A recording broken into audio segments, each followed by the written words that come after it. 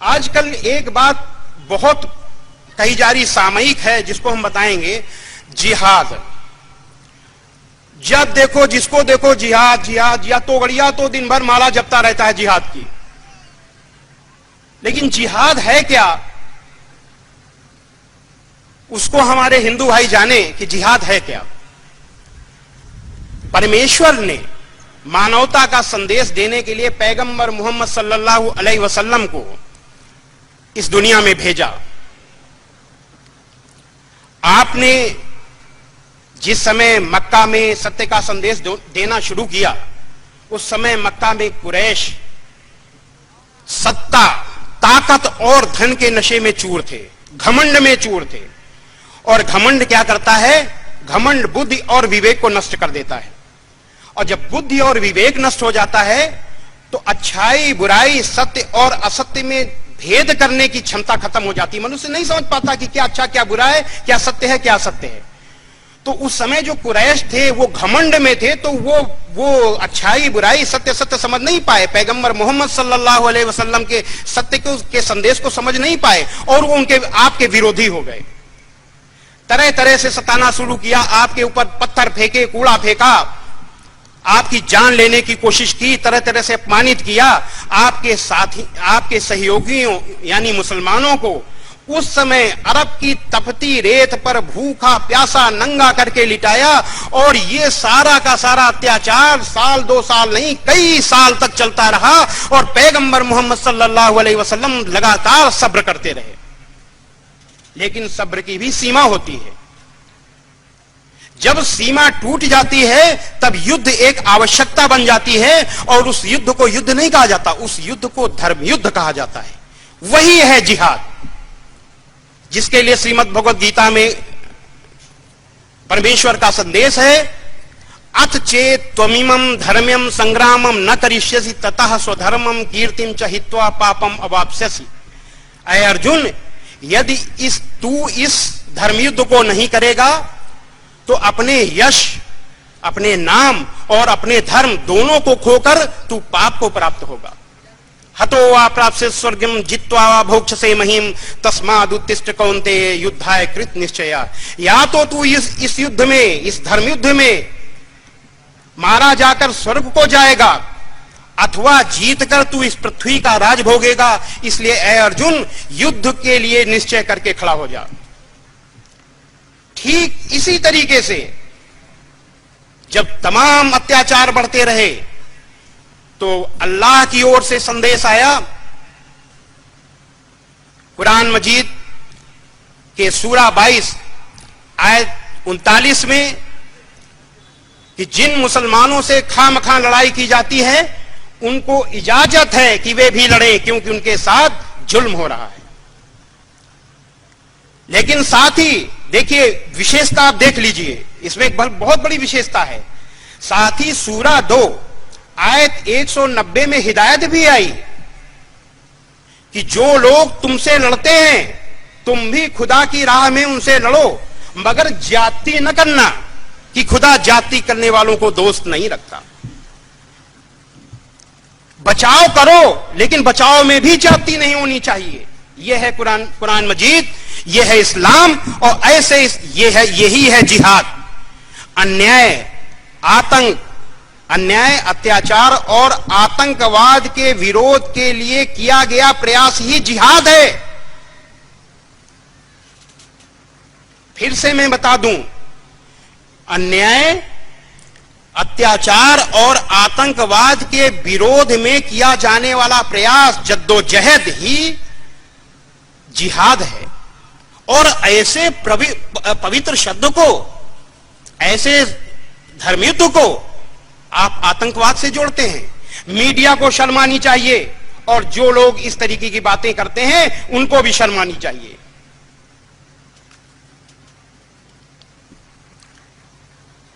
इसी तरीके से मैंने शुरू में ही कहा था कि मैंने इतिहास पढ़ा था तो मैं भ्रमित हुआ। इतिहास में क्या पढ़ा था? इस्लाम तलवार के जोर पर फैला। अगर ऐसी कोई घटना हुई है इतिहास में तो उसके लिए इस्लाम जिम्मेदार नहीं है। जो जिम्मेदार हो, इस्लाम जिम्मेदार नहीं है। क्यों? क्यों स्पष्ट हिदायत है कुरान मजीद में। सूरा 10 आयत 99 में है कि अगर तुम्हारा परवरदिगार चाहता तो जितने लोग जमीन पर हैं सबके सब मुसलमान बन जाते, सबके सब ईमान ले आते। तो तुम क्या जबरदस्ती करना चाहते हो कि लोग मुसलमान बन जाएं? अपने हिंदू भाइयों को मैं स्पष्ट कर दूं कि किसी विषय में अगर कुरान मजीद में कोई आदेश आ जाता है तो उस विषय में वह आदेश अंतिम है, उसमें किंतु परंतु इफ एंड बट नहीं हो सकता। वो आदेश अंतिम है, बाध्यकारी है मुसलमान के लिए। तो धर्म परिवर्तन के मामले में यह आदेश कुरान मजीद का बाध्यकारी है। फिर कोई सच्चा मुसलमान यह कैसे कर सकता है?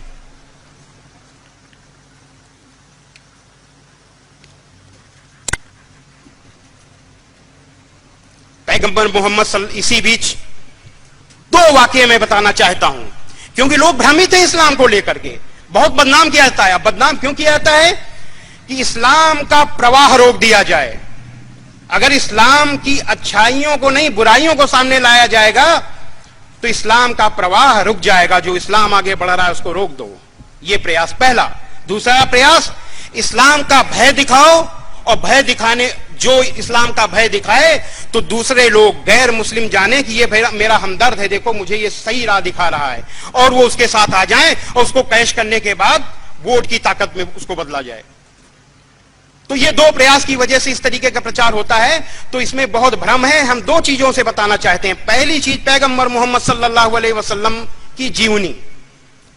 बद्र का वाकया हम बता रहे हैं। मक्का में, सऊदी अरब में बद्र एक जगह है। बद्र की जब लड़ाई हुई, सत्य और असत्य के समर्थकों के बीच, पैगंबर मोहम्मद सल्लल्लाहु अलैहि वसल्लम के साथ 313 लोग थे और असत्य के समर्थक 1000 से अधिक लोग, 1000 के आसपास थे।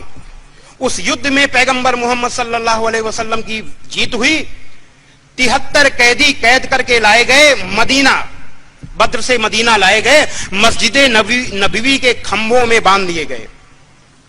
जब बड़ी रात हो गई तो पैगंबर मोहम्मद सल्लल्लाहु अलैहि वसल्लम बड़ी बेचैनी से मस्जिद में टहल रहे थे।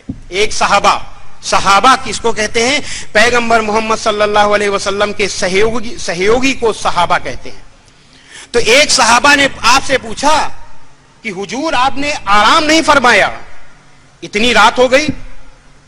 आपने कहा ये कैदी, इन कैदियों का कष्ट मुझे देखा नहीं जा रहा। ये कैदी नहीं सो रहे तो मैं कैसे सो सकता हूं? देखिए इंसानियत का नमूना, ये कैदी नहीं सो सकते तो मैं कैसे सो सकता हूं? आपका इशारा पाते ही, आपका हुक्म पाते ही कैदियों के बंधन ढीले कर दिए गए, और जब वो आराम उनको मिला, वो जब सो गए तब आप सोए। कैदियों के साथ भी आपने ऐसा सुलूक किया। यह है इस्लाम। इसी तरीके से एक सज्जन ने पैगंबर मोहम्मद सल्लल्लाहु अलैहि वसल्लम से पूछा, हुजूर कौन सा इस्लाम बेहतर है? मुझसे कहा जाता कि स्वामी जी धर्म कौन सा अच्छा है, तो मैं बड़ा जो है दर्शन बताता, बड़ी लंबी लंबी बात करता और 1 घंटा उसको समझाता, अपनी विद्वता दिखाता। लेकिन अल्लाह के रसूल तो अल्लाह के रसूल थे। उन्होंने सबसे छोटा, सबसे श्रेष्ठ और सबसे व्यवहारिक जवाब दिया। क्या जवाब दिया? भूखे को खाना खिलाना, जान पहचान और गैर जान पहचान दोनों को सलाम करना, यही सबसे अच्छा इस्लाम है। बेशक इसमें कोई संदेह नहीं है कि भूखे को खाना खिलाने से बड़ी इंसानियत कोई नहीं है, इससे बड़ी इंसानियत ही कोई नहीं है। इसीलिए मुसलमान के लिए, अगर मुसलमान की जानकारी में उसका पड़ोसी, वो किसी भी धर्म का हो, अगर वो भूखा सो जाता है, मुसलमान को जानकारी है कि भूखा सो गया है, तो उसका खाना हराम हो गया। यह इस्लाम, इस्लाम का दूसरा नाम इंसानियत है। इसी वजह से, क्योंकि ये व्यावहारिक धर्म है, ये वे ऑफ लाइफ है। संसार में केवल एक ही धर्म है इस्लाम, जो व्यवहारिक है, और कोई व्यवहारिक धर्म इतना है ही नहीं है। धर्म सब अच्छे हैं, लेकिन अच्छों में अच्छा है। तो दूसरी चीज बड़े ध्यान देने योग्य है कि आपने कहा जान पहचान और गैर जान पहचान दोनों को सलाम करना। जान पहचान का आदमी है तो उसका आप नाम भी जानते हैं, उसका धर्म भी जानते हैं, लेकिन गैर जान पहचान का आप ना नाम जानते हैं ना धर्म जानते हैं, आपने कहा उसको भी सलाम करना। अब आप समझ लीजिए इससे बड़ा भाईचारा क्या हो सकता है? इससे बड़ा भाईचारा कोई नहीं है। और दूसरी चीज यह है कि यह नम्रता लाता है। सलाम करने से नम्रता आती है, आदमी झुकता है। और जो सलाम नहीं करता वो घमंड में रहता है, तना रहता है। इसीलिए कुरान मजीद में जब कुरैश तने हुए थे, अकड़े हुए थे, घमंड में थे, तभी कुरान मजीद में आयत उतरी कि जमीन पर अकड़ कर और तनकर मत चल कि तू जमीन को फाड़ तो नहीं डालेगा या लंबा होकर पहाड़ों की चोटी तक नहीं पहुंच जाएगा। ये आयत उस समय उतरी थी। तो ये आयत केवल कुरैश के लिए नहीं उतरी थी, पर उपदेश कुशल बहुतेरे नहीं है इस्लाम में। इस्लाम में जो कहा गया है उनके लिए, वो अपने लिए भी है। पैगंबर मोहम्मद सल्लल्लाहु अलैहि वसल्लम ने केवल के ऊपर जो आयत आई ईश्वर की तरफ से, वो केवल कुरैश के लिए नहीं आई, सारे मुसलमानों के लिए उन्होंने कहा कि गैर जान पहचान और गैर जान पहचान दोनों को सलाम करो, दोनों के सामने झुको। इस्लाम झुकना सिखाता है, अकड़ना नहीं सिखाता।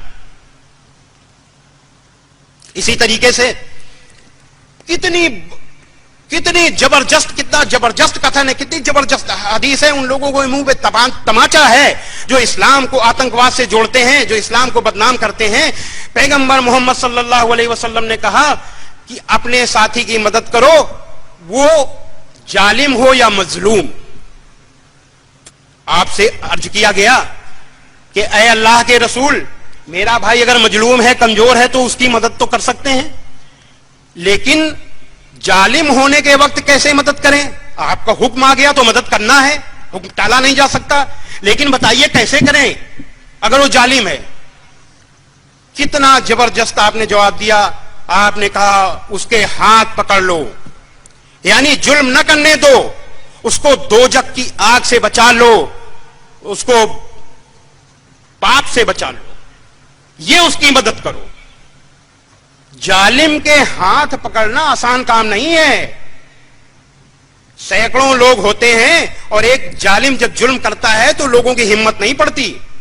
क्यों? अपने लिए भी खतरा रहता है। जालिम क्रूर होता है, ताकतवर होता है, लेकिन इस्लाम में यह है कि जालिम के हाथ पकड़ो। यह है इस्लाम।